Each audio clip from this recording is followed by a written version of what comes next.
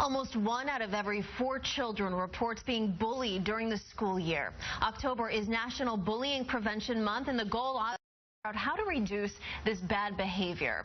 To help, we've brought in Dr. Marcie, a child behavior specialist and author of the new book, Love Your Classroom Again. Thank you so much for being here. Welcome. Thank you.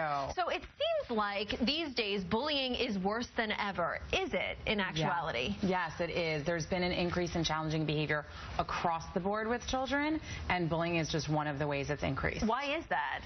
Part of it is that that's what children are seeing, and therefore they enhance it and magnify it. So whether it's the way they're being treated by adults, parents, and teachers, or it's what they're seeing in the media from our leaders and other outlets, or in entertainment, being cruel has become entertaining and a commonality. So how can we make sure that our children are not being bullied? There's some things that we can do, right? There are definitely some things we can do. One is to teach our children to really know who they are so that they can feel confident in what their strengths are and what their weaknesses are, so that when somebody points out their weaknesses, aka a bully starts picking on them, they can go, oh yeah, I'm working on that. And it's not as big of a deal as when you're not sure what your weaknesses are. The next one was be responsive. Yes. So rather than be reactive, one of the things that we all like is when someone reacts really big to us, good or bad. So if we can teach our children to be responsive and thoughtful and say, I don't like what you're saying to me, so I'm going to walk away from you now, or I'm going to change the conversation, rather than reacting and getting really upset, bullying may change. And what are some other tips in terms of this?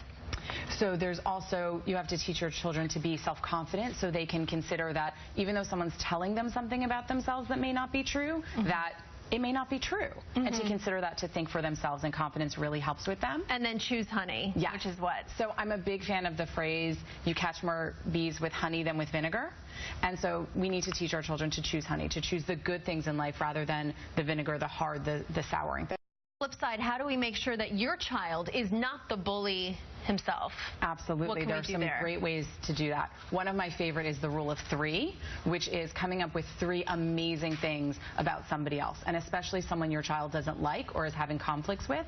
If they can come up with 3 things that that child is great at or is wonderful because of, we can certainly change that behavior, because you'll start seeing that child differently. Also on that list was find their struggle and get personal. What does that mean? Right. Most children who are bullying are actually having their own struggle. It's not actually that they don't like that other child that they're picking on. It's that they feel insecure, they're scared of something, they're having a hard time learning something. If we can find out what that is, we can actually address the core issue rather than looking at the surface bullying challenge.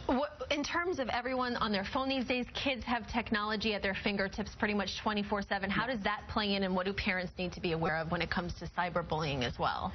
So cyberbullying is super interesting to me because it takes all the personal elements of it out of it. You don't have to look in someone's eyes and see their reaction. So it makes it easier to bully because I don't have to know that I'm hurting your feelings because I put it out there, you read it at some other point in time, and I don't really know the impact it has.